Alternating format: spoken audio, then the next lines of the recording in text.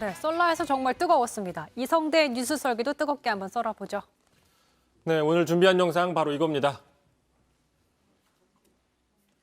제가 거의 동의해서는 아니고 저와는 많이 다른데 이런 주장을 하는 사람도 있고 이 주장에 상당히 동의하는 공감하는 사람들도 많으니 우리가 그 얘기들을 최소한 접근해서 외면할 것이 아니고 직면해야 된다.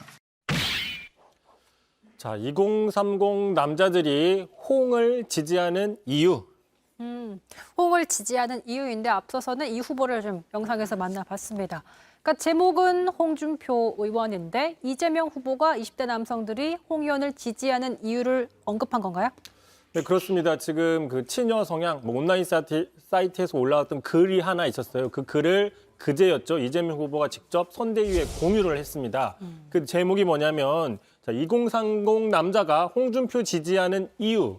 뭐 이런 글이었는데 2030 남자들 펜코에 모여서 홍준표를 지지하는 이유 이런 글입니다.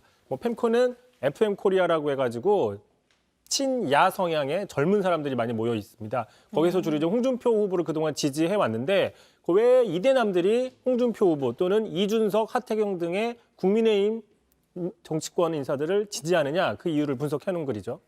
그러니까 20대 남자들이 현 정부에는 비판적이고 이번 국민의힘 경선에서 홍준표 의원을 지지했다는 건 많이 나왔던 분석 중 하나입니다.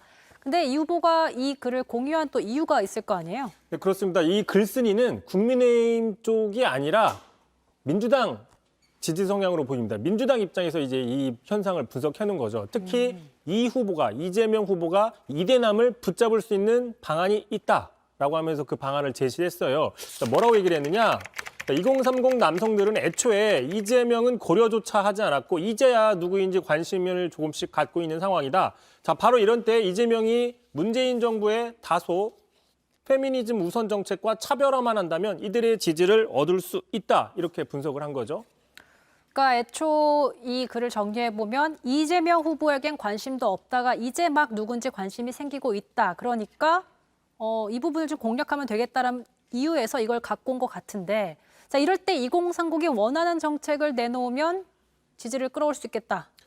그렇습니다. 바로 이럴 때가 언제냐? 지금이죠. 자, 지금 국민의힘 홍준표 의원이 경선 탈락하면서 2030들이 연쇄 탈당을 하고 있다는 사태가 벌어지고 있잖아요. 이준석 대표가 그렇게 분석을 했죠. 어제도 저희가 뉴스 설계에서도 다루긴 했었는데 네. 바로 이 2030, 갈 길을 잃은 2030들이 윤석열 후보로 가는 걸 방지하고 이재명 후보 쪽으로 땡겨올 수 있다. 바로 이런 얘기를 하고 있다는 거죠. 실제로 그 이재명 후보 측의 김남국 의원 이런 얘기를 또 며칠 전에 했어요. 자, 홍준표 후보님을 지지하던 많은 청년이 상실감에 빠진 채 미드 오픈을 외치고 있다. 그동안 민주당은 청년의 목소리를 대변하지 못했지만 이제 우리 이재명 후보의 마음은 모두에게 오픈돼 있다. 뭐 이렇게 어떻게 보면은 러브콜을 보내고 있는 거죠. 미드 오픈, 예, 미드 아세요?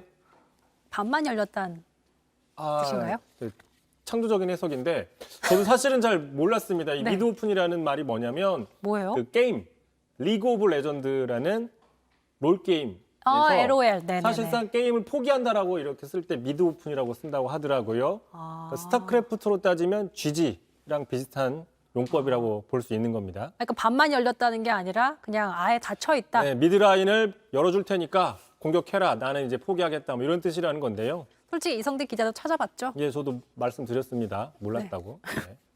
죄송해요. 제가 그 부분 못 들었어요. 그렇게 어금니 물고 하실 말씀은 아니잖아요. 선배 좀 쉽게 가셔요. 네. 어쨌든 예. 어쨌든 그럼 이 후보가 어제 여성가족부를 성평등 가족부 이렇게 이름 바꾸자 제안한 것도 이걸 공략하기 위해서 나온 거라 볼 수 있겠네요. 그러니까 지금 이제 이런 흐름들의 그 물밑에서 이런 흐름들이 감지가 된다라는 거죠. 당장 이 글을 공유했던 다음 날인 어제였죠. 자신의 SNS에 이 후보가 직접 자, 여성이라는 이유로 차별받아서는 안 되지만 같은 이유로 남성이라는 이유로 차별받는 것도 옳지 않다라고 얘기를 한 겁니다. 자, 앵커 말씀하신 것처럼 그러면서 여성가족부의 이름을 성평등 가족부로 바꿔보자라고 얘기했는데 이게 단순히 명칭만 바꾸는 게 아니라 자, 여성 중심의 정책 조정도 좀 필요하다. 뭐 이런 식의 얘기를 한 거예요. 자, 오늘도 공개적으로 이 부분 언급을 했습니다. 한번 들어보시죠. 여성이니까 더 우대 이걸 바라지는 않는 것 같거든요. 그래서 이걸 성평등 여성 남성 하지 말고 성평등 가족부 또는 평등 가족부. 평등은 남녀에만 있는 건 아니니까. 그래서 평등 가족부로 이름을 좀 바꿔서 배려하자라는 얘기를 했는데 뭐 갑론을박이 좀 벌어지고 있는 것 같긴 합니다. 자, 지금 이재명 후보가요. 지금 저희가 뉴스 썰기 들어오기 전에 한 1시간 전에 또 자신 SNS에 글을 올렸는데 글을 올렸다기보다는 그 DC 인사이드라는 그 커뮤니티. 사이트 커뮤니티에서 자, 자신은 홍준표 후보를 지지했다라고는 그 이대남이 이재명 후보를 지지하겠다라고 올린 글을 공유를 했습니다. 그 글의 핵심 내용이 뭐냐면 네. 자, 그러니까 포섭을 하지 않고 그런 그 혐오와 배제를 바탕으로 한 이런 광기의 페미니즘을 멈춰주면 이재명 후보를 지지하겠다. 이런 내용이었거든요. 이런 글을 계속 공유하고 있는 부분 한번 지켜봐야 될 것 같습니다. 어쨌든 그 부분을 파고들겠다라는 이 후보의 의지가 담겨 있는 것 같은데 과연 문재인 정부와 차별화된 그런 전략을 내놓을지도 관심사가 될 수 있겠습니다.